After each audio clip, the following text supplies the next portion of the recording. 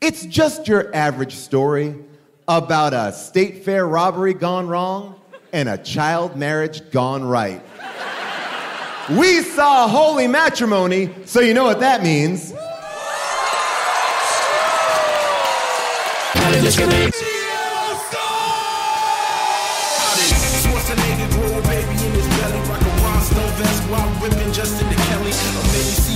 Show with Nick Crow and take a boat with speed to hitting cruise control.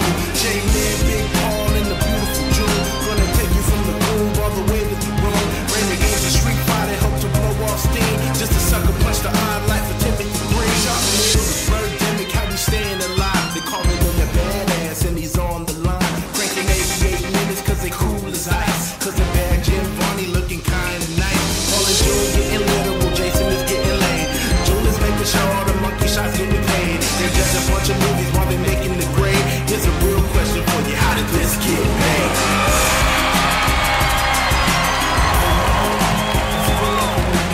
Hello, people of Earth! And hello, people of San Francisco! We are so excited to be with you here tonight to talk about Holy Matrimony. I am Tall John Shear, and this is a movie that has everything you want. It's a little bit of Bonnie and Clyde, it's a little bit of pedophilia, and it's got some Star Trek because it was directed by Leonard Nimoy. Patricia Arquette and Tate Donovan, they're a cool group of carnival workers who steal money, head to, for lack of, it's a Hutterite, but an Amish town to hide out. So it's a little bit like Witness. And through a long story, basically Patricia Arquette winds up being married to Joseph Gordon-Levitt. Do they fall in love? We'll get into it. But here to break down this movie with me is my co-host. Please welcome Mr. Jason Mantzoukas.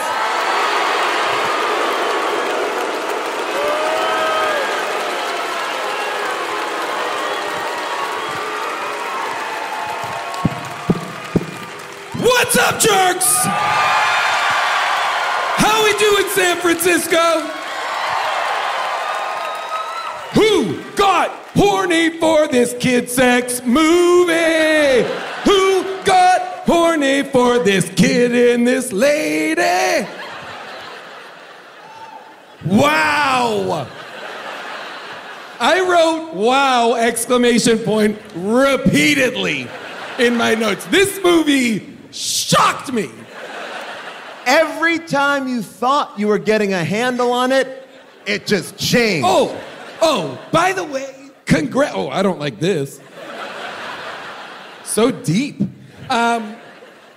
Okay, it's congrats, Leonard Nimoy. Like, who knew you would craft such a weird, sort of sexy kid marriage movie? I need to talk to Joe Gordon-Levitt immediately about this movie. 3 men and a baby followed up by this. Weird themes going on. Holy shit. Well, holy shit, this movie. Wowie kazowie, San Francisco. You really, why did you do this? Why did you make us watch this? You assholes. Well, this movie's got a lot of things, and one of those things is wigs and weird pants, and there's only one person in my mind who can dissect both of those things exceptionally well. My other co-host, Miss June Diane Raphael.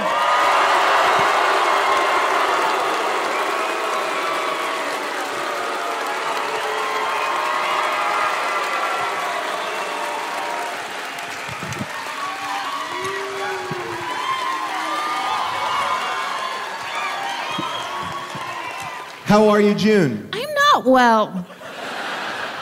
Okay, I'm not okay. I didn't need this movie today. Wow. I watched it in bed, in the hotel today, after a shower, nude, and got up to put pants on. I felt uncomfortable in my room because the movie was so creepy. I got dressed to finish the movie. Let's even start at the top. The movie starts with a bizarre carnival game where it's like a strongman competition that if you win, you blow up Marilyn Monroe's skirt. Which You don't blow up. You don't physically do it yourself. Oh, no. You don't get the right to be like, you trigger some sort of fan action. But even that, in a kid's movie, felt like, wow, okay. We're starting. Wait, I'm sorry. This is a kid's movie? I mean, wouldn't you think it's a kid's movie? this movie is basically Witness with a child protagonist, and it's just as sexy. I'm glad we're starting at the Carnival because I was obsessed with how. Now I know it's a cash business, but my mind kept on wandering back to how much they're making per night. So much that they can offer a $25,000 reward. And How much did they steal? $1.2 million? when I saw that, I was like, what? It's just a state fair. It's a state fair. State fair that doesn't even look that expansive. No, and the crazy thing is when there are close-ups of the cash, people are showing up at the state fair with $100 bills. Yes. Oh, wait. It's by the way, all $100 hundies. bills. I saw hundies. a couple times when they showed that cash, it was a couple singles too. And I was like, are they just like rolling singles? And some of it is in stacks, and some of it is in rolls. I was like, what are you doing? Pick a lane.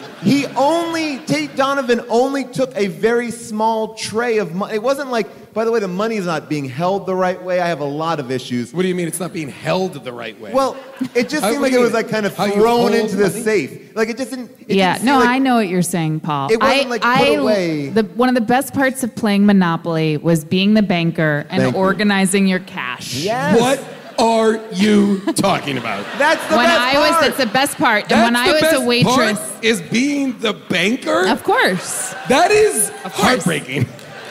it's the best You part. have all the control. You have all the control and you can organize it. You know what I used to do? I used to take a 500 and put it under a 5, so people didn't know how much money I actually had. Ooh la la. You know, every now and then they're like, Joke's oh, on them. What is this, Monopoly Tips the podcast?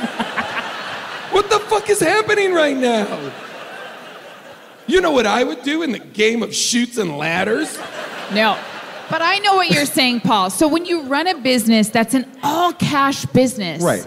there has to be a better system than the one that was happening in that safe. it was very haphazard.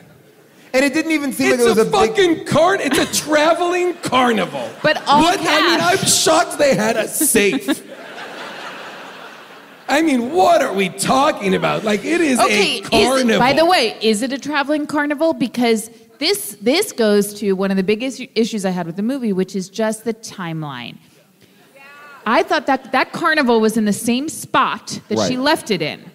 Did But I think- how long 48 was that? hours pass? I was gonna say, or how 4 long ago was months? Well, I think don't it's know. I think a state fair, from what I know of, like in Los Angeles, they have like a state fair that runs for about a month. Yeah. So it's like you can go there for So about a month. she was in the colony for 1 month.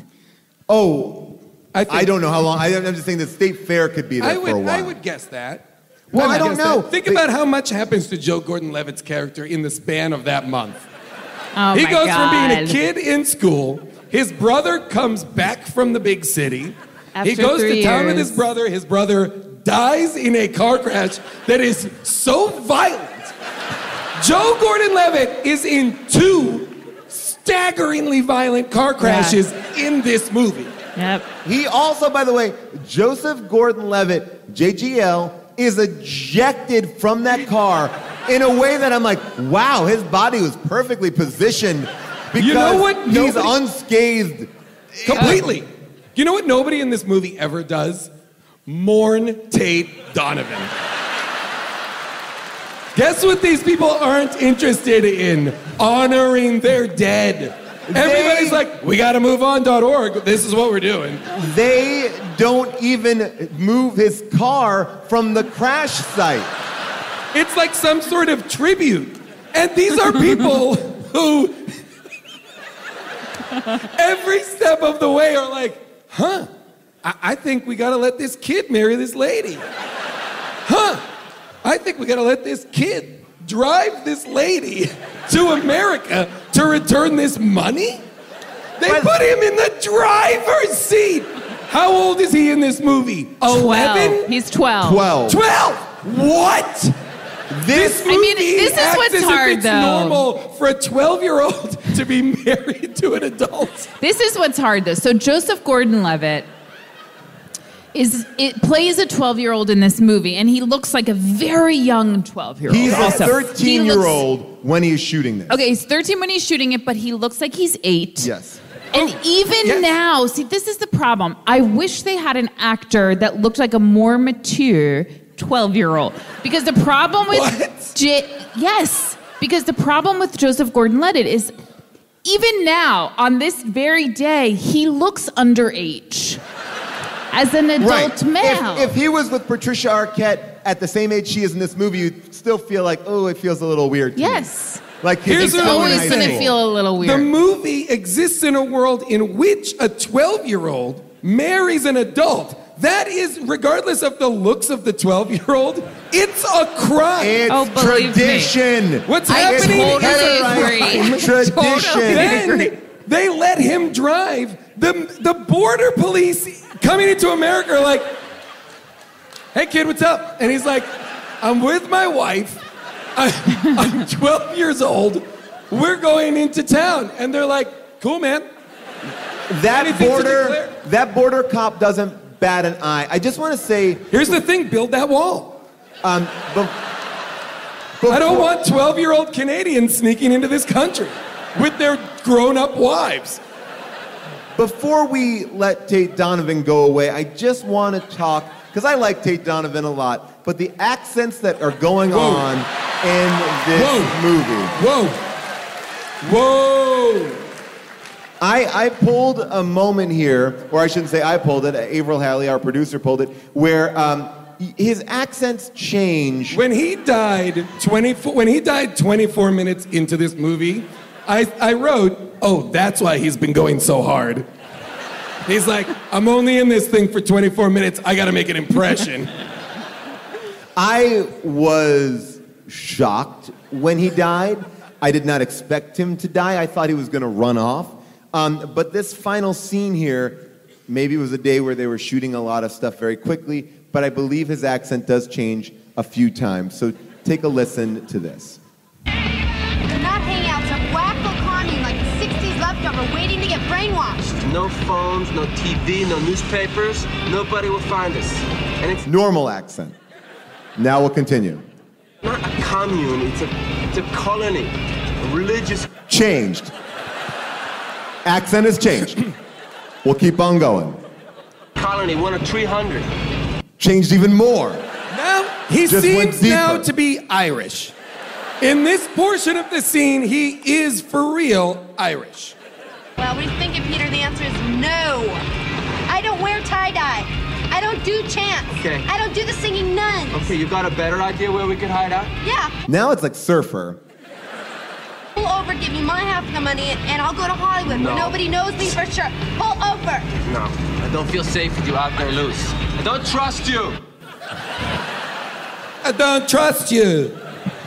And the fact that he can slip back into it, like as if he was like I would imagine it would be akin to like someone who has a stutter and they work very hard to make sure they don't have a stutter. It's like he works very hard not to have this natural Germanic accent come out, but when he's pressurized, it's flowing. It is, This There was is something pretty about nuts. did anyone else on this stage feel that there was something about the colony that I liked? There was something about knowing they were so cut off from the rest of the world and knowing that they were just in their own little land with their families in this small community. And by the way, the joke of this movie is like, we're also upset about this 12-year-old marriage, but has to be rampant sexual abuse and God knows what's going on in this colony. Community. And that's not why I want to be there. But I just, there was something about it that I was like, I did have one Simpler issue. times. I did have one issue with the movie. Simpler times? Simpler times. When women served their men lunch and wished them well. Simpler times. And 12-year-olds could get married because of honor and for no other reason to adult women from the outside world. Listen, I was terrified. It felt like a penal colony. It felt like Cool Hand Luke or something. I know, but there was something about the simplicity of it. Now, I was terrified of the elders. I would never want to be alone in a room with those elders. But there was something about cool, just the elders. The elders, are you kidding? The elders got burned like 5 times. Yeah. By Patricia Arquette and a child. The elders were like shown up every time. When I felt the elders were like, okay, well, look, you got to be married. This is how you be a husband. They weren't very strict. They were like, okay, you can come back. We got to marry her. Like they seemed very loosey-goosey for elders. Like I didn't feel like they approach a child and are like, hey man, you got to get your wife in line. They imagine the pressure they're putting on a 12-year-old. Hey man, you got to get your wife in line. She's got to clean those fucking flower boxes, bro. What's up? What are you doing? I did have an issue, though, at one point, because Patricia Arquette is in that community, and the women are hoeing, and she goes, and she's like, why don't the men do this? But it seems like in that community, everyone's doing manual labor. It wasn't like the women are doing... Here's the problem with the women and their labor. So I was obsessed with, first of all, the laundry scene. I mean, we could talk about that basically for the rest of the podcast. I'll talk about the physical comedy. Like, okay. the when she does rip up the garden, straight into the laundry scene. Of course. But then... much laundry. But then there's the scene where all of the women are on ladders and they're all cleaning. Yeah. And for the life of me, they're all cleaning the walls. And but singing. They're all cleaning one spot on the walls. So I just couldn't imagine like how they got into that task, that if they started at the bottom and then just did one row and then went up. But there was no sense of like, we're cleaning the walls. It was like, we're cleaning this spot of a white wall. I guess my point is the women were not good. Now I don't at the physical labor, but what I don't know is were they purposefully that's the quote, the women were not good. But maybe they were sort of slowing the company line. There were you know what I mean. There were 12 women standing next to each other with hoes, all hoeing the same area. That's what I'm saying. Guys, They've we are convinced talking the about a men. community where people are being, I'm certain, forced to marry their cousins. Okay, but what I'm saying is they might just be like, well, cleaning the wall means this. It means I don't have to go home to my 12-year-old husband. If it means that I can stay here and sing on ladders with my friends, Bingo. then guess what? I'm going to do that. Yeah, and we're going to convince the men and the elders that it takes this long to clean a wall. Jokes on them. I will say this. This group, while you may shortchange them and say that they're Amish, they're not, they're Hutterites. And there's a book called The Hutterites in North America where they comment on this film. And they say, this film provides a very inaccurate portrait of the Hutterites. Levirate marriage does not exist among the Hutterites. Levirate marriage means that if you die, your brother is obligated to marry your widow. And they say that you dress moderately. You don't have to dress the way that they showed them. And the only people that can be married in a Hutterite community are people that are baptized. So there's a book written that addresses this movie, which is amazing. Guys, let's all buy that book. Let's really confuse a small author who's like, fuck, hey babe, something's going on. Like, somebody just ordered like 700 copies of my book. Babe, hey babe. The Hutterites in North America. And then just pan out and the house is empty. But his wife, there's a skeleton and she's wearing an apron. She's died. So are the Hutterites just in Canada? This is called the Hutterites in North America. I believe from the research that I did today on Wikipedia, there are a few communities, not many communities, but yes, kind of more in that part of our continent. Oh. Wishy-washy answer. I enjoyed, That research was coming through. I will say I enjoyed, I didn't know anything about this movie. I was so happy to not know anything. Yeah. Right? I didn't know even the image I didn't see the image on the front until I after. didn't either. So I'm watching it and I'm like, got it. They're on the run. Okay. And then when it was like, oh, wait a minute, this is where they're going? Fully on board for this. Tiny Joe Gordon-Levitt. And then when Tate Donovan died, I was like, whoa, what? And then when they say you have to marry him, and she's like, yeah, I'll do it. I was like, hang on a second. From then on, every fucking move this movie made, I was like, bravo, Spock. By the Bravo. way, the only thing that I couldn't get out of my head while watching it was it felt so similar to me to True Romance, another movie that she's in. It's like they're on the run, they have this money, but you replace Christian Slater with a 12-year-old boy. And by the way, you could argue this movie is more transgressive as a result. Yes. Who would have thought there would be so much gunplay about a romantic married couple on the run with stolen money, and the male lead is a 12-year-old boy? By the way, you replace Elvis with Marilyn Monroe. The similarities are there, people. It is really weird.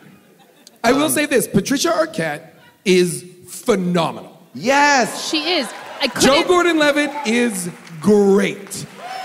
This movie, I think, was supposed to be broader, but because Patricia Arquette is so good, she grounds it and makes it real, and then so tonally you're like, oh, wait, what's that? Yes. Like, it's hard to swallow because He's in a it's different neither movie. fun or, like, totally crazy. It's just Yes. sort of like, this is some serious shit.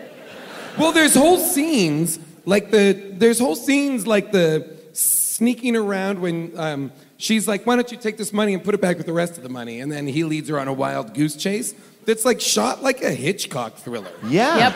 Of like missed crossings, and he's very smart and hiding and eluding her. And I was like, this is tension. There's like tension being built here in a movie that I don't think is about tension. Like Leonard Nimoy is doing like a version of like Vertigo. I will say that this is a scene that I want to talk about a little bit. We get it. I said Hitchcock. You got to say Vertigo because of Unspooled. Yes. Is that the deal? It's on the list. Some people consider it to be I said better Hitchcock. than Citizen Kane. I said Hitchcock so they get it. You don't need to drill down and mention one of the Hitchcock movies that's One of on the the best. AFI list. The BFI list puts it at number 1. Is that worthy? I don't know. It's a conversation that we did have on Unspooled.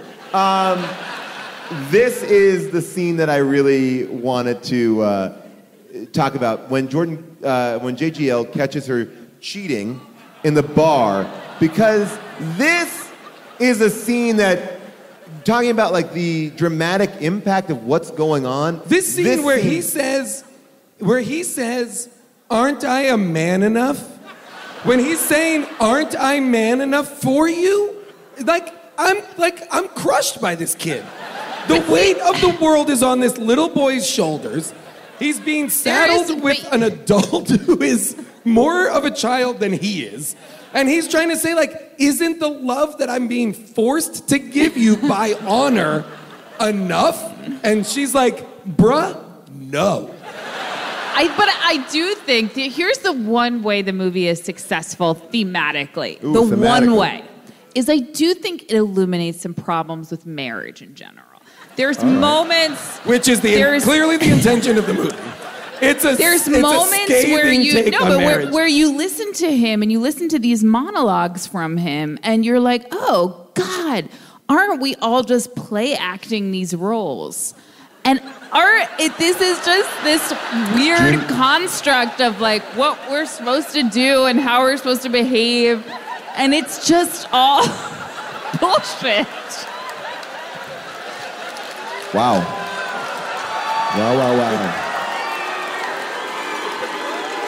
Anyway, that's what I walked away with. Well, no, I mean, because there definitely is a take. Like, this feels like the take of a person that may have come from a divorce or going through a divorce, because there is that scene where, first of all, I need to break down that whole casino. That indoor casino that looks like the outdoor of a shitty motel, but it's indoors, there's a pool. Okay, I could talk about the fight between that man and his wife for about an hour. Whoa. And that the man then sits down next to a child. Again, a child, and is like, ugh, women, am I right? And the kid's like, I get it. All they want is money. Everybody in this movie is cool with a 12-year-old being married. But he's also, that man is fully clothed and sits down. I mean, the psychology, I could not wrap my mind around it. Fully clothed, sits down at an indoor pool. Just about an edge from... What? You're upset that he's clothed at the pool? Yes. Well, he wasn't. You think if he's going to sit there, he should be in a bathing suit? Yes, he should be ready to swim. Otherwise, get the fuck out of here. Why is he there? June, all right, first of all, I take issue with this. Again, if you've not seen the movie, picture a hotel, it's in a square. There are rooms all going around the square. It's like a courtyard-type hotel with a pool in the middle of the lobby. Yes, but it is not covered. like, but it's clearly the pool area. It's not like, oh, there's lobby guests and a little Starbucks kiosk. But he got it's into a fight with his his wife, and he just happened to be near the pool. Paul. I don't think they were on their way to the pool. I don't think he's gonna swim. No, I think they were going somewhere, and he's like, ugh. What is he looking at? Why is he lurking, fully clothed, with no intention to swim by a pool? He's not lurking. He's fighting with his wife. Oh, this is amazing. Yes, but if you're in a fight, like if we're in a fight, I don't walk away from you and think like, let me go sit and watch the swimmers. Oh, you don't like so that he insane. took. You don't like that he took the chair next to the kid. That's your issue. So you No, think and I don't like that he's by the He's pool. like a perv going to the He's pool in his definitely a clothes. perv. Oh, see, I saw a man having like a fight with his wife, Yes. and the only place he can go is away from, which is into the No, pool because area. she walked away from him.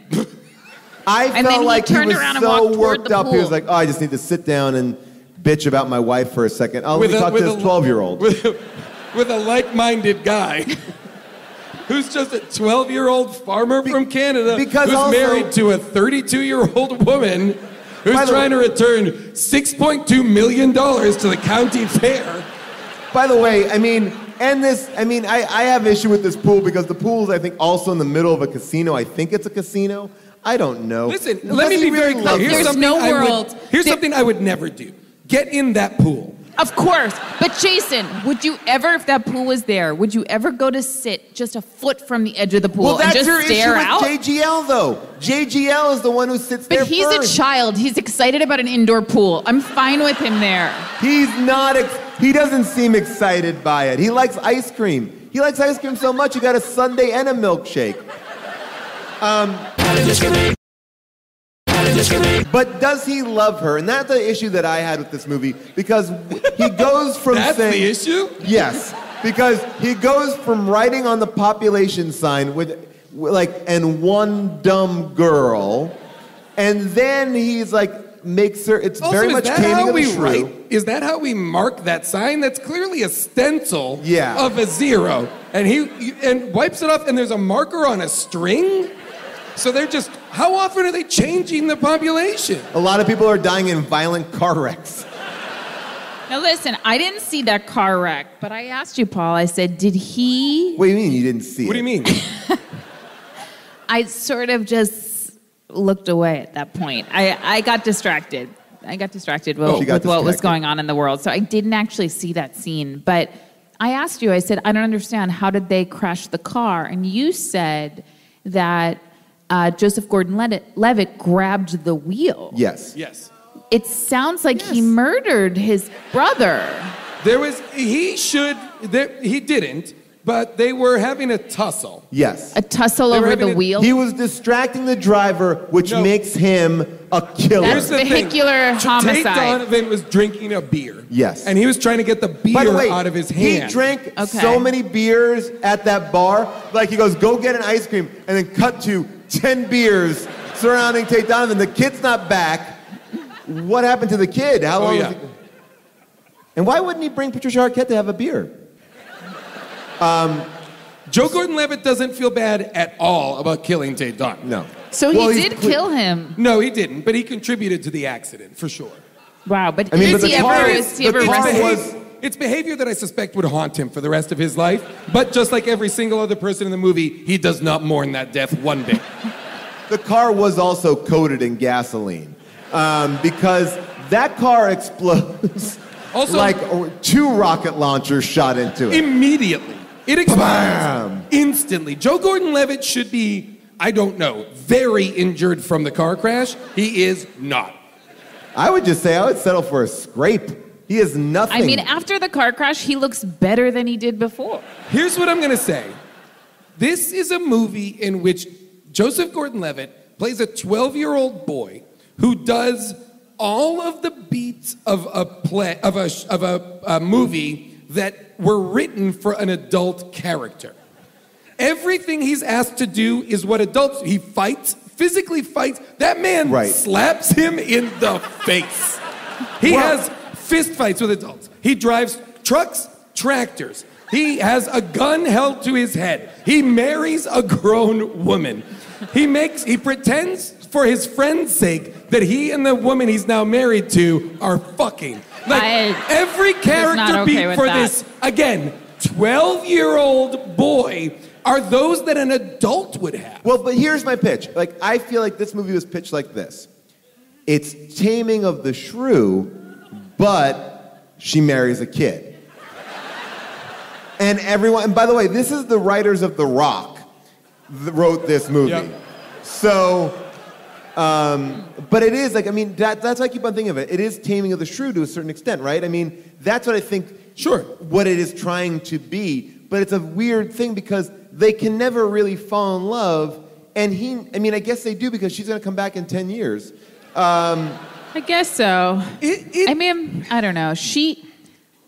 I guess you're right that she ultimately he's a child, but he understands like his values and priorities are in check, and she is essentially a see-through backpack, like in human form. By the way, I didn't know they had see-through backpacks back then when they made this movie. I thought that was very fashion 1994. This was like the 1994. age of see-through backpacks. Oh, okay, I didn't know that. It's so hard because, I mean, I had a see-through backpack, but there's no way to wear it where you don't look like a trash, like a pile of trash. It doesn't matter how organized it is. The contents of your backpack never look good. No. Never. It doesn't matter what's in there. It doesn't matter how tidy it is. It's always going to look terrible. I always thought that was just a conceit of like the now post 9/11, like you have to go to a stadium, so you have to have a clear backpack. I didn't realize that there was. That's why you think we got clear backpacks?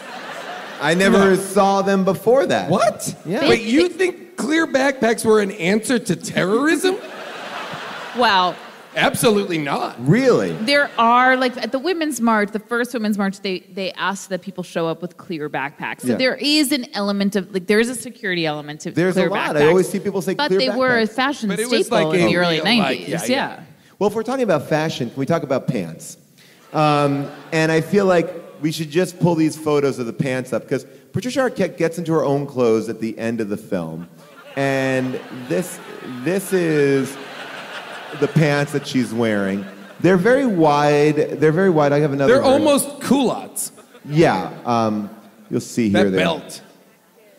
That belt must weigh This was so so much. crazy. This scene with this guy, this is why I was so confused about the timeline, because it seems like everyone is expecting her any minute. Well, that's it. Like, He's why like- is everyone staked out at the fair? Like, why would she ever come back unless she was returning the money? What is that kid's t-shirt? I quit my job? Like, that kid, I feel like it's like, is there a movie going on here?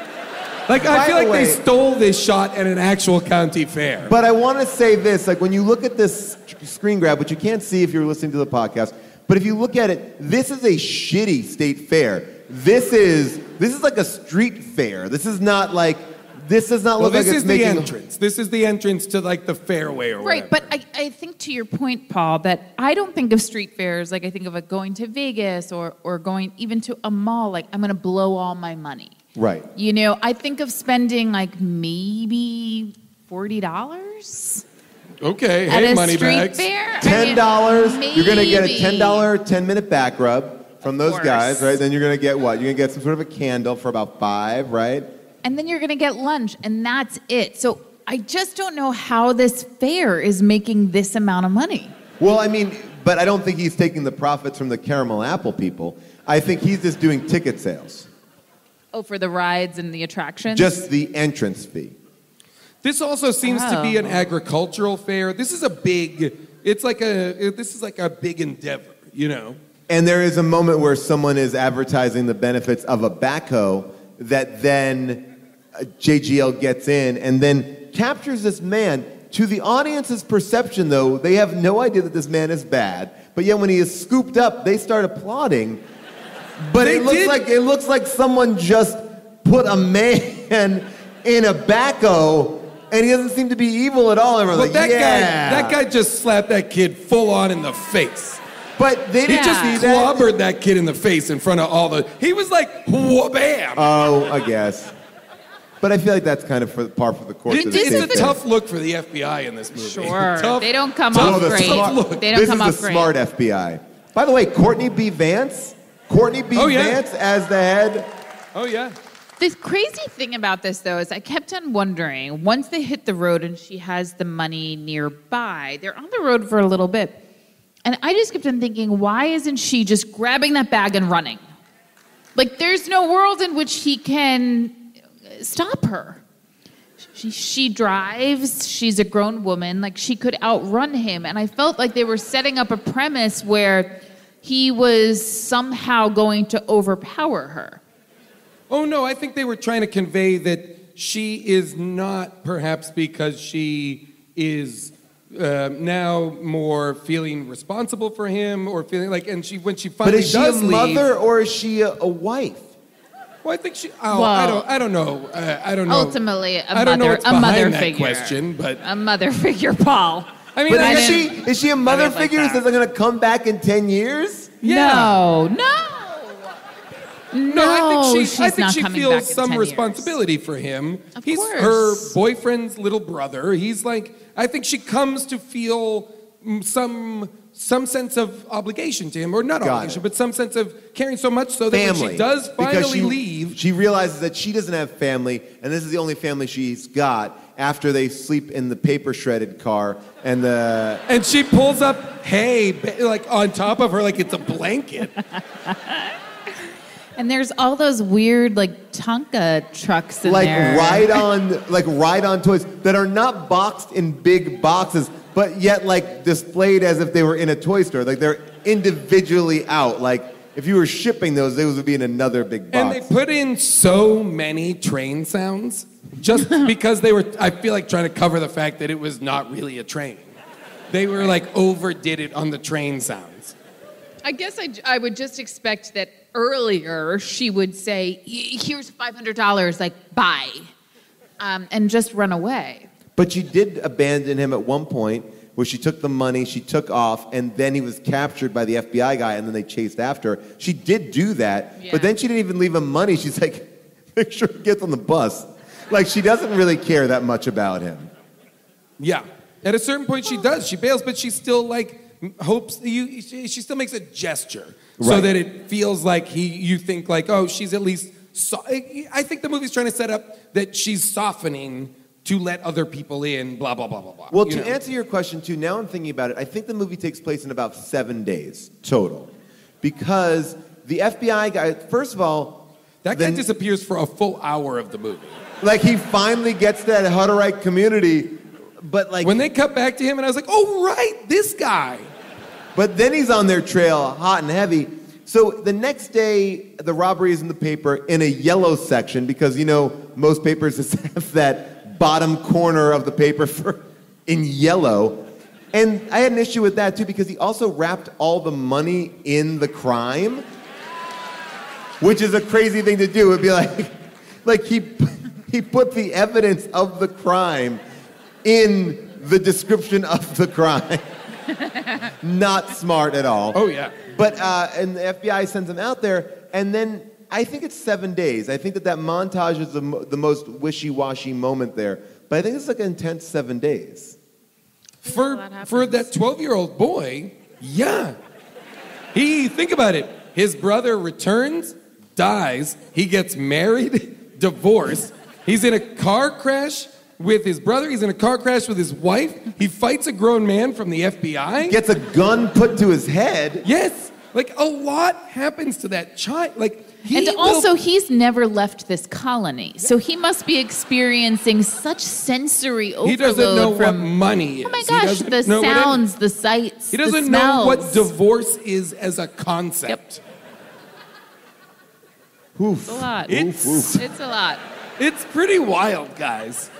This movie doubles down at every opportunity to say, no. These people are married, and they're experiencing all of the trials and tribulations that married couple experience. It is an allegory for marriage, only there's a child in the marriage. Do you think that when he goes into that one room and sees that old couple at the table, that's him looking at his future self? I mean, that didn't look so bad to me. Two older people in their underwear sitting at a table and not even eating in their motel. No, they were playing a board game. Is that what they were doing? I thought so. You really thought right so, or they were? I don't know. I'd like to know if they were, and I like that you mentally put it in. You're so uncomfortable with old people in their underwear that you were like, they must be playing a board game. I thought that they were relaxing, having a nice night, just retired from dinner, got in their comfy cozies, and then sat down for... Comfy cozies? They're in like underwear. It just feels like that would not be comfy cozies. Also, Joseph Gordon-Levitt walks into their room and starts like feeling up their bed to be like, can we share your room? Like, why would that happen? See, I wish there was more, because I feel like the movie set up that he's going to, yes, tame her. But we never got to play the game of him being so confused and blown away by what's out in the real world. Yeah. Yeah, he doesn't really seem to ever take it in. No. He doesn't take in very much of, there are no emotional stakes for this kid at all. He has witnessed his brother die. Everything has happened. This kid has never seen a television. He must be blown away by what's going on out there. He called the swimming pool a fishing hole? Or a swimming hole? What did he say? Yeah, see, now I understand why he was sitting there. He was like, I'm going to catch tonight's dinner. Yeah, I'm hungry. I genuinely don't know. There was a lot of head scratchers in this. They do kiss. And I think this is the money shot that we've been waiting for. Let's just watch it for a second. You actually think that I could turn out to be a good cause? Hmm? You already are.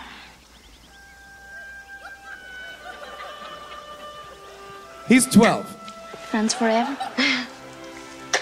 I mean, that's sexual. This is sexual. Forever and a day. She has like spit on her mouth that she has to peel off.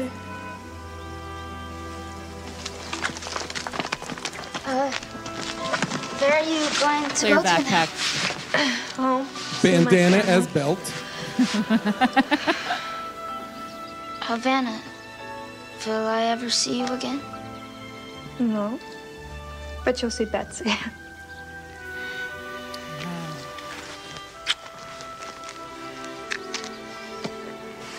Twelve.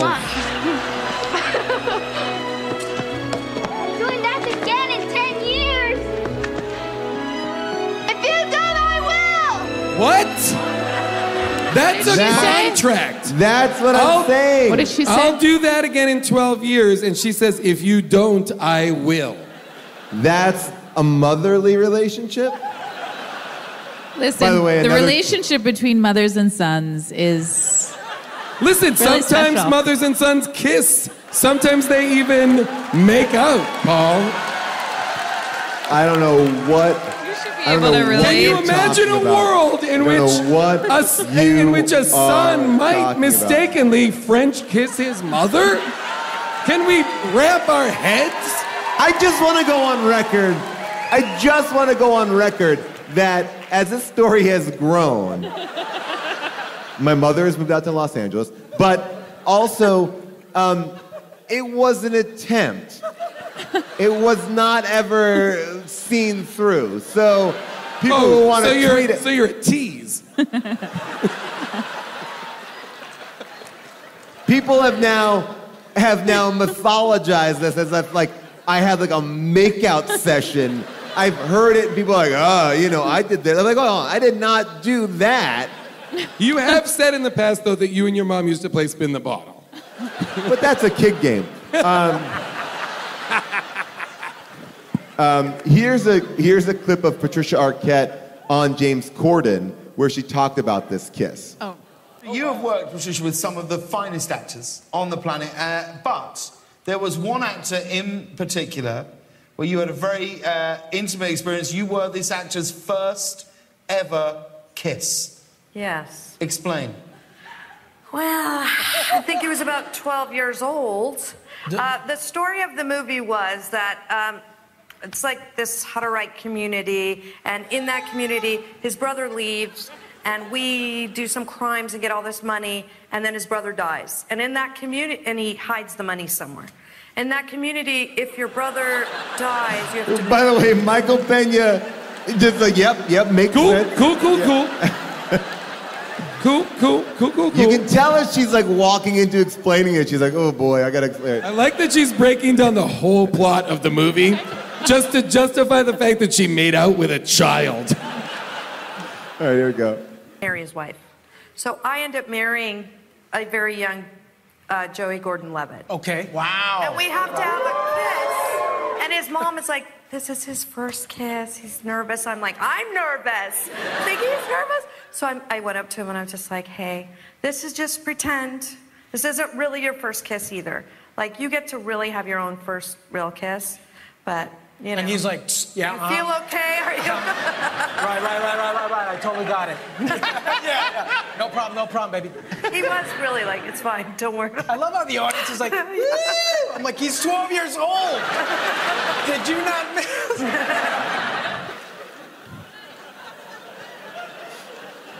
And by the way, that was this year. She is talking about Holy Matrimony in What year is the movie? 1994. 94? The movie was not released. Ever? No. It was a budget of, do you want to guess how much the budget was? $9 million. Sure. $16 million. Where? Where is that money? And It is a it good question. grossed $713,000. Wow. It is crazy because there are certain choices in the movie where I did think like, oh, I guess they just didn't have the money for other shots. When he's pulling out weeds from the flower garden outside, he brings the outside weeds into the kitchen to be thrown away in like a giant yard waste garbage pail in the kitchen indoors, which I couldn't for the life of me understand. I mean, I had a lot of issues with the directing of certain things, like the fact that Tate Donovan has 10 beers, where's JGL, the fact that the simplest stunt you could possibly pull off, which is a door opening, hitting a person, and that person falling down you never see. It's like I don't three think that's different the simplest shots. stunt. What? That's the simplest stunt? For a $16 million movie, if that, let's just see the guy get hit with the car door. We have to imagine it with our mind. We just see elements of it, and then later on, you're like, oh, I guess that's what happened, because you don't see it. You flipped the car and blew it up. What I couldn't figure out was, I thought when Joseph Gordon-Levitt said he found the money in the flower bed, right? Yeah. The idea being that, oh, that's where the money is buried. I thought he was tricking her into doing her chores. Me too. He was. Like Tom She Sawyer. would then He was. go and weed the flower bed in an effort to find the money. Yeah. Right? No. She rips up the whole lawn as if it's like, I feel like on the day, she was like, no, I don't think I would weed it. I think I would just decimate the whole front area. And everybody's walking by being like, what the fuck? And she's like swimming in dirt. But yeah. She's Michael Phelpsing the dirt pile. But then why don't you address that in the scripting phase and go, rip up the lawn? And then, you could do it. But like, no, it's weird. She destroys the whole garden. I don't know. And then she like kind of has this domestic abuse scene that I wanted to play here too, because this is the scene where she's like kind of chasing him around. Imagine this. Look at this. Go with me, kid! You never gave the rest of that money to me! Where's the rest of it? I want my money! I want it now! I'm your husband! Uncle Wilson! You have to do as I tell you! Who's gonna make me? Yeah! Oh yeah? You're gonna make me all 60 pounds of you! If you don't stop behaving like a proper wife, I'm feeding all that money to the hogs! Over mine! That's fine! Only making it sound better! Come here! Come back here! If you do as you're told, maybe I will give you the money! Like, is this a That's scene from frightening. Is this a scene from this movie or Marriage Story? Like genuinely, what is this? That is like watching that scene out of context. I was like, my breath just got taken away. Yeah, I didn't like it's that. shot in handheld, really close, chaotic. It feels dangerous and scary. And again, one of the only two actors in the scene is a legitimate child. Oh my gosh. Oh my gosh. Oh my gosh. And it's hard because I feel like I don't know what's going to happen to him in 10 years when he finds a wife. I don't know at the end of this movie, is he going to head into an actual marriage with a more progressive and egalitarian view of marriage? I don't know that. Yeah, when he I don't. When he returns to his community, I think what June is saying, and I agree with it, is let's get this sequel going. Let's get this sequel going right now. Patricia Arquette and Joe Gordon-Levitt. They're both Where are they now?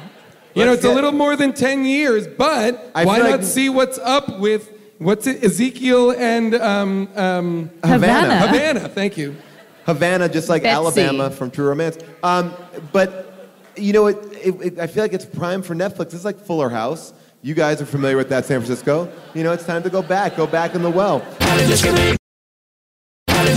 Let's go out to the audience here to see what you all have to say about this movie.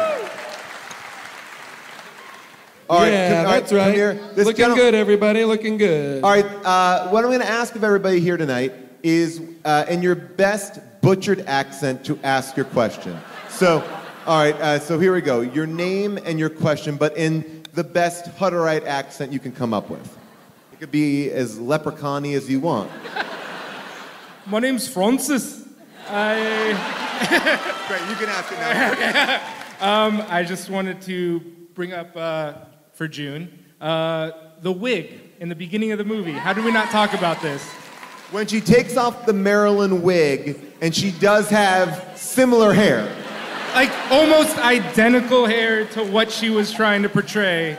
I just know that we had to talk about this. Yeah, we have to talk about wig. People want to hear wig talk. I actually thought that was one of the only interesting choices in the movie. A movie that features a child marrying an adult. This was one of the most interesting choices. Well, yes, that she felt like she had to put on a mask and put on this sort of character piece to play Marilyn when she was already so close to it. It's in the same way that she had to change her name to Havana, that she was putting on this person. But she was that person. Like, what do you mean? In a way, she is kind of living the Marilyn life, right? How do you mean? Is she? Well, I feel like What is your understanding of Marilyn Monroe's life, Paul? Or Norma Jean? Well, Norma Jean, I feel like, she's not being treated well by the people in her life. She's being kind of tossed around from here or there, treated like a yo-yo. And also, not for nothing. Remember when Marilyn Monroe married a 12-year-old? Yes. Paul's on his way to the balcony. How we doing, balcony? San Francisco balcony monsters are the best balcony monsters.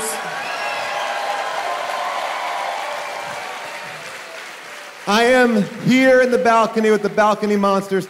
I'm going to go to this woman who is standing Be careful, up. Paul. Be careful. They're very polite.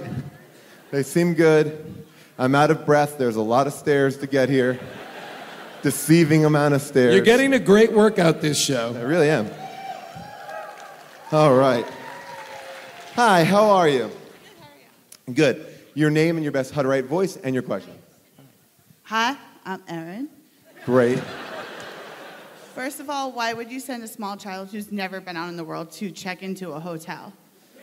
And then you walked into a random room. Yeah, it seemed like she was also checking into the hotel because she's like, go find us a room with a good bed, and then the next thing you see her, she has the key. Well, she watches him go off to do his thing, and she's like, ugh, this fucking kid. And she's looking right at the office, and he's not walking that way at all, so she's like, I guess I gotta do this. But he's never But been she in the doesn't hotel. stop him from, like, walking in on old people semi-naked board games. Listen, I don't know also why their room was open. Right. Oh, because they're looking for biz. They're asking for it. That's the kind of shit that goes down in one of those pool-based courtyard hotels. If your room is unlocked, you are open for biz. There is a little piece of IMDb trivia that says that if you notice, all the rooms have key card access, but Patricia Arquette carries the key. So people did pick up on that. Shame on you, Leonard Nimoy. Yes, okay. Ma'am, your name, your question. Hello, I am Patricia. I want to talk about the laundry scene. Like, Thank you. she works at a carnival, so I'm assuming she doesn't have a butler. She should know how to do laundry, but she's comedically not able to do that. The thing about that laundry scene that, listen, okay, so it was, I think, Sheets and Curtains Day. So that made... Is that a sheets and curtains day? You do them on the same day? I think so, because I think the entire colony, this is why I did connect to the colony. There's something about, I'm an avid viewer of Sister Wives on TLC. I love that show. There's something about women living in community where they're all sort of sharing the housework and the chores that I find appealing. And I think they were all doing sheets that day. By the way, I feel like if you lived in a community like that, you would find a way to shirk your responsibilities. Oh, yeah. I mean, a friend of ours was over our house and said she had to do laundry, and Paul was already here in San Francisco, and I said, well, I don't know how to use the washer and dryer, but well, I'm sure we're two intelligent women. I'm sure we can figure it out. Now, granted, we have only been in this house a couple of months, but... Months is a very long time. Now, listen, I know everybody's disturbed about that, but I'm going to say, fine, we moved in September. I have not done another laundry. September is more. And I see that as a sign of success.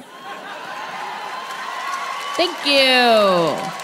I have done many. You want me to feel badly about it? I'm not going to. Give it up for June!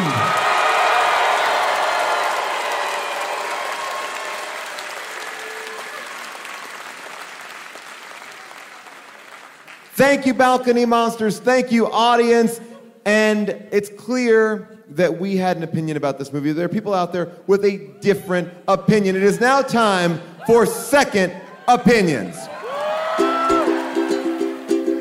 Somewhere on Amazon.com there's reviews for this piece of shit movie that we all suffered through.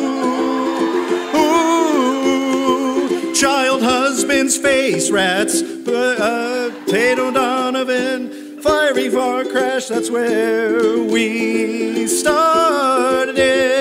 Outdated views on women's roles, FBI men going rogue, still some gave this 5 stars. And somewhere on Amazon.com there's reviews. Now Tall John Shear's gonna read them that Nate Kiley did choose. There we to go. Great job. Excellent job. What's your name? Jeff. Give it up for Jeff.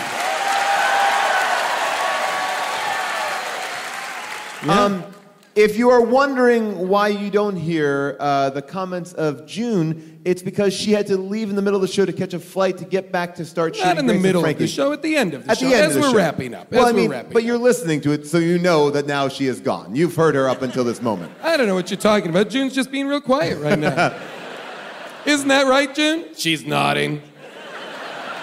These are 5-star reviews culled from Amazon. There are 39 total reviews. Oh, geez. 54% are 5-star. 54%.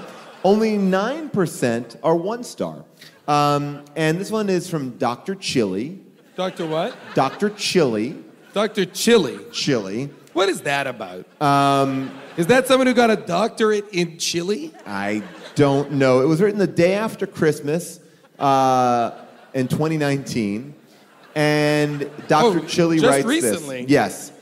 As a budding adolescent, this is my favorite. I don't know how I would have gotten through those years without it. As a married man with kids, it's still my favorite. I purchased this for my wife as an anniversary present. I'm now single and not allowed to see my children. And while she wasn't a fan, it still works for me. Yeah, because she's an adult. To be honest, this has probably saved our marriage, as I use it at least once a month to get the old marital juices flowing. At any rate, I cannot suggest this enough. Wait a Patricia minute, Arquette what? is the best. I believe we might be being pranked by this one, but it was well written enough that I read it. Because it was written in 2019, which makes me believe that Did we announce this movie already? I feel like about that time. I feel like this is... maybe. It starts... It could be real, but I read it because it was good enough. To get the marital juices flowing seems like someone wrote that. But if this guy's watching this movie to get a boner so that he can have sex with his wife, and it's like, this needs to be on Amazon. I gotta post this. Well, I don't know. This is like admissible in court? I do believe this one that's coming up. This is written by Music Man. And Music Man goes... The play? Just a man who loves music. It's a cute film. I was in this movie as an extra, so enjoy.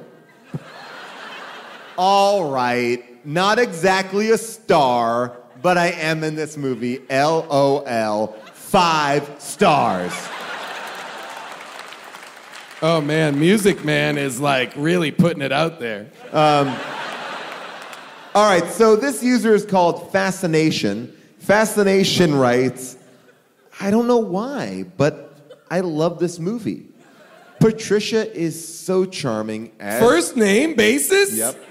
Patricia. How dare you? Patricia is so charming. Patty is so good. I'm definitely a fan of hers. I liked how it was tied into the Amish community. The boy was so perfect. If he were older, he'd be the perfect guy. The film had action, suspense, a moral, a pretty girl, romance, and it was surprisingly engrossing.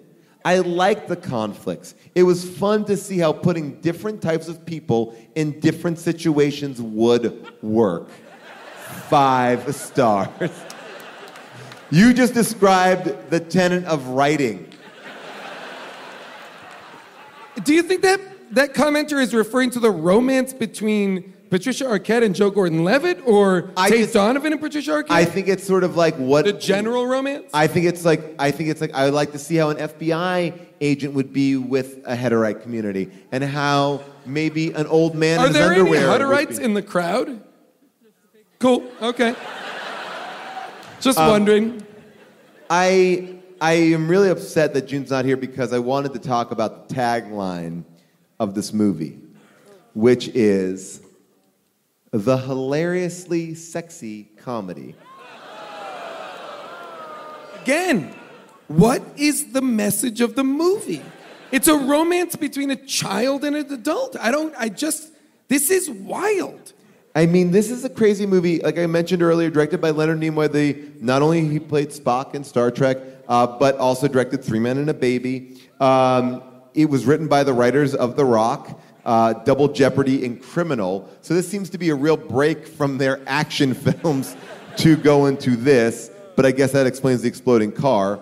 The movie came out in 1994. The top movies of that year were The Lion King, Forrest Gump, and True Lies. And it was beat by Time Cop, Disclosure, Junior, Color of Night, Double Dragon. It beat nothing because, like I mentioned, this movie made $713,000. Wait, when you said this movie wasn't released, what did you mean? It was in a... was it like straight to video, you mean? Yes, I believe it may have been a limited release, like 2 theaters or something like that, something very small. Okay. But yeah, there's not much digging we could do on this movie. It's Joseph Gordon-Levitt's first movie. It's Leonard Nimoy's last film as a director. And Jason, I guess the question to you is, would you recommend this movie? Wow. Yeah, I would. I'll be honest. You should all fucking watch this movie. It is shocking at every turn. I mean, now it doesn't matter because we've talked about it, but I will say, having gone into this blind, every move, every turn the movie took, not only did I not see it coming, I was gobsmacked that it was happening. When they come in, when Armin Mueller comes in and is like, you have to marry this child, and she's like, fuck yeah, I'll do it. I was like, what? Now I've got a boner? How does this work? It was a wild endeavor. This was a movie that did something that so few movies do.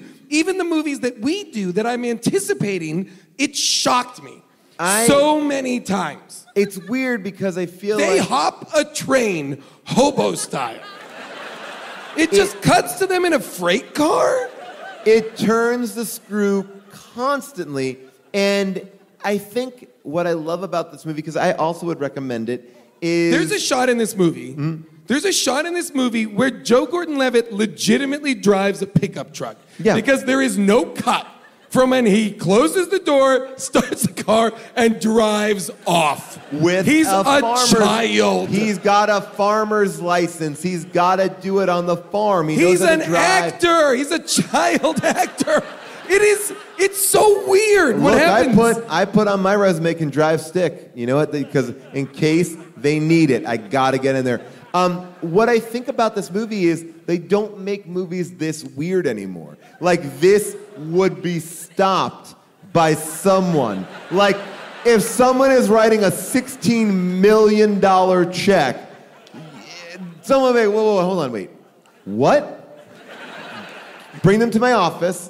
Let's do some major rewrites. Oh, and then he's like, listen, I'm talking Tate Donovan. Oh, yeah, great. Young, up-and-coming actor. Patricia Arquette. Oh, just absolutely. True Romance. So she's great. And then he dies, and she's married to a little child. What? Hold on. Wait a second. I thought you were going to do like a Bonnie and Clyde thing. No. They go to like a community in Canada, and she marries a little boy, and then they go on an adventure. But it's more like maternal, right? No, she corrupts him, and sex is not just obliquely referenced, but in fact, quite literally referenced throughout. He at one point cries, asking if he's not man enough to be married to her, which he is not, because he is not a man, he is a child. Please give me $16 million. Again, I was Spock.